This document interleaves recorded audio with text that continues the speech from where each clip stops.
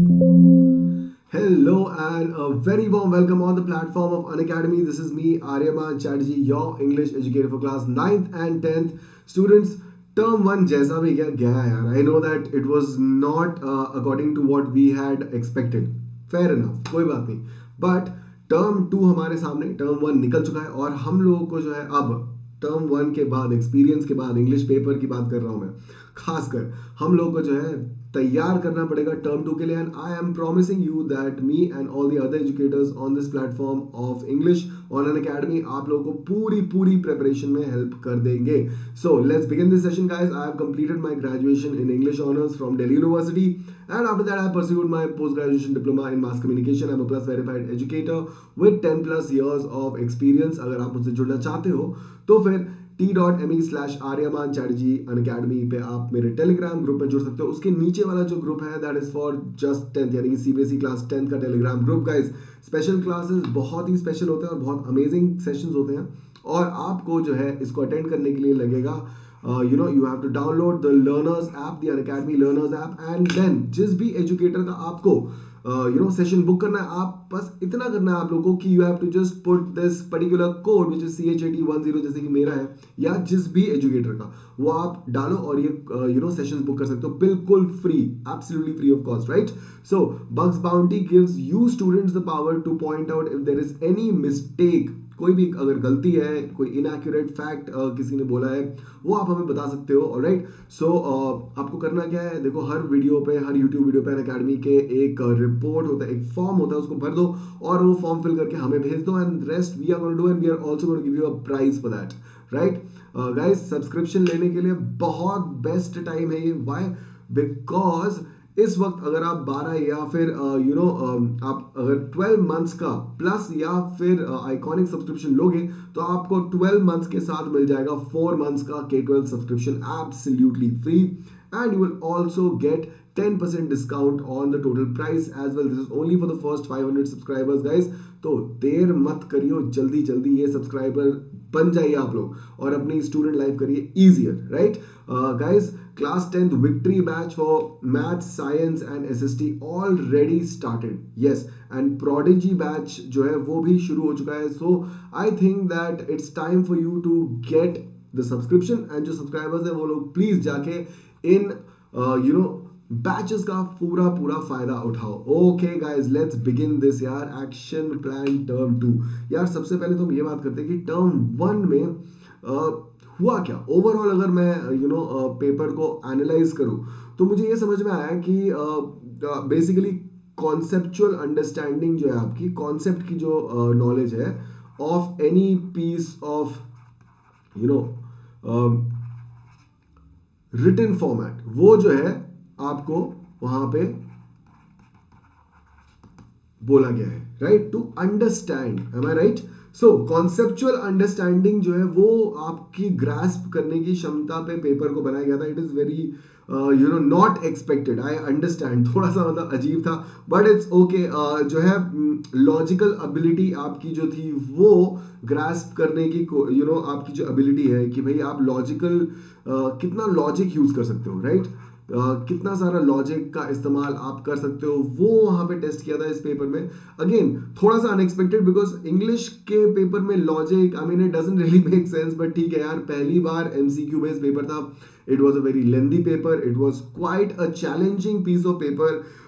खैर in depth thinking अगर आपको थी तो फिर आप समझ जाते हो उस पेपर को, बट चलो कोई बात नहीं. ग्रामर एटलीस्ट सिंपल था, grammar was easy and there were a lot of statement questions. Yes, statement questions काफी थे boys and girls. So ये तो बात हो गई हमारी टर्म 1 के पेपर की.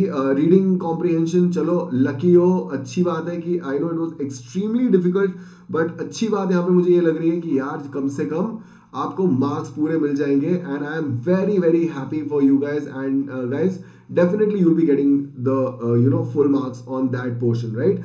It was extremely complex and tricky to understand, but हमें ये समझना चाहिए कि अगर आपको टर्म 1 में इस टाइप का राइटिंग सेक्शन मिला है, इस टाइप का रीडिंग कॉम्प्रिहेंशन मिला है, तो फिर टर्म 2 में भी ऐसा हो सकता है कि यार आपको डिफिकल्ट ही है, ट्रिकी ही है, तो हम लोग को अभी से ये सब दिमाग में रखते हुए जो है हमारा पूरा प्लान हम लोग को क्रिएट करना पड़ेगा। लिटरेचर सेक्शन जो था इट वाज बेस्ड, जिस तरह से आप बोल सकते हो कि इन डेप्थ, अगर हम बोले in depth reading of the chapter जिसने किया था उनके लिए बहुत आसान पड़ गया था, otherwise it was a little little tricky, right.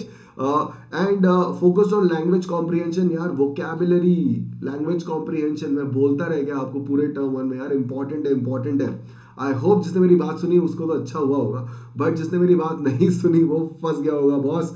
And phrases काफी सारे, मतलब grasp on your vocabs and understanding of what is being given to you, the passages, ये सारी चीजें जो थी वो बहुत बहुत ज्यादा इंपॉर्टेंट थी। एंड जो क्वेश्चंस थे वो भी थोड़े से कंफ्यूजिंग थे, यानी कि ऑप्शंस जो थे थोड़े कंफ्यूजिंग थे, बट दैट बीइंग दैट चलो यार कोई बात नहीं। अब हम लोग को जो है ध्यान क्या रखना है, अब हम लोग को ध्यान रखना है कि यार टर्म वन तो निकल गया, अब हमारे पास दो ऑप्शंस है, और दो ऑप्शन में हम लोग के पास वो दो ऑप्शन ये है कि यार हम लोग या फिर बैठ के ये सोच सकते हैं यार टर्म वन कितना बुरा गया, ओ माय गॉड जिंदगी बर्बाद हो गई, नहीं वो ऑप्शन मत लेना। आप लोग टर्म टू को किस तरीके से टैकल करोगे, किस तरीके से क्रैक करोगे, उस पे हम लोगों को फोकस रखना है। And that is what I am going to tell you guys. सबसे पहले सबसे इंपॉर्टेंट चीज, रीडिंग स्टार्ट कर दो यार। न्यूज़पेपर आता है रोज तुम्हारे घर में सुबह, राइट। नहीं भी आता है तो फिर आपको इंटरनेट पे मिल जाएगा न्यूज़पेपर, पढ़ने की आदत डाल लो, right. Start reading some books, alright. I will be definitely sharing a number of books का list that you can read in my Telegram group. आप लोग वहां पे उसमें से कोई भी एक बुक उठाओ और रीडिंग की हैबिट डालो, बिकॉज आपको रीड करना पड़ेगा guys.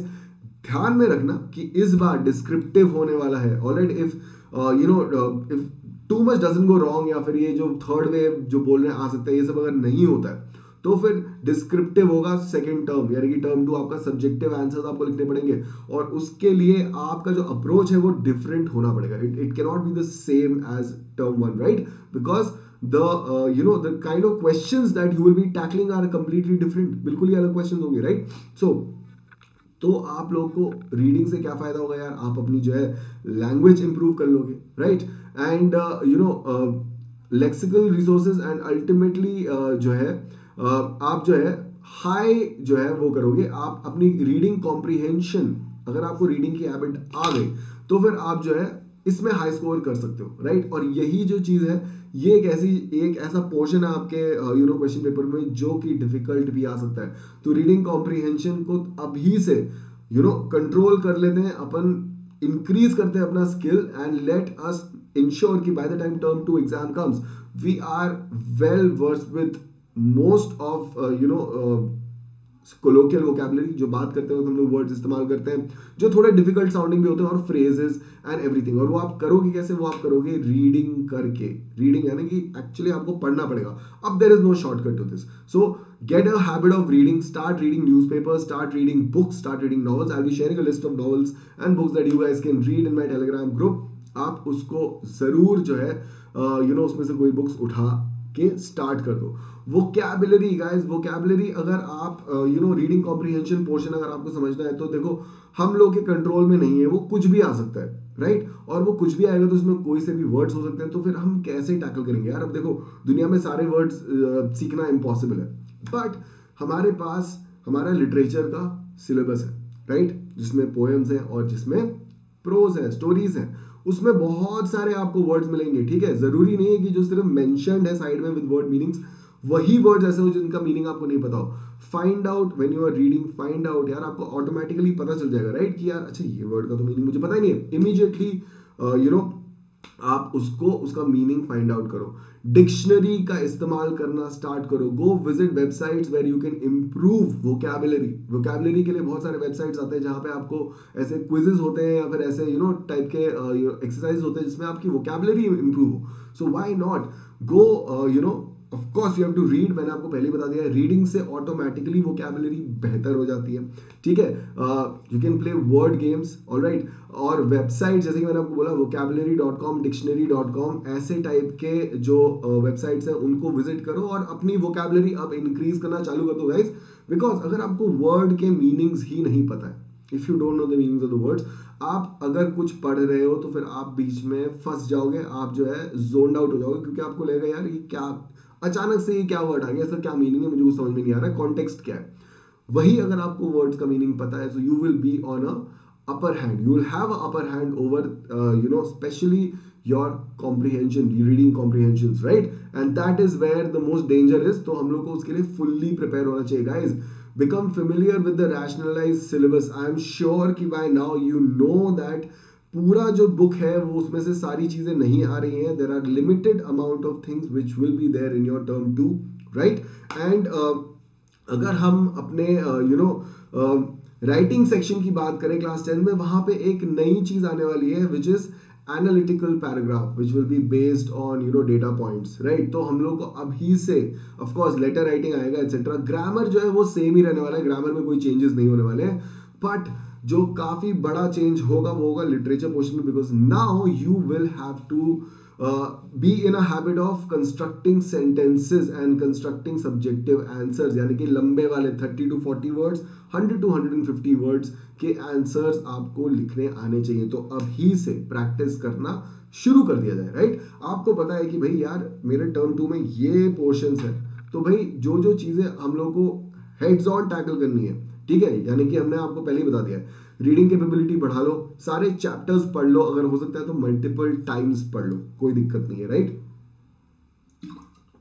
And after that literature portion में आपके क्या होने वाला है, लिटरेचर पोर्शन में अब आपको डिस्क्रिप्टिव आंसर्स लिखने पड़ेंगे.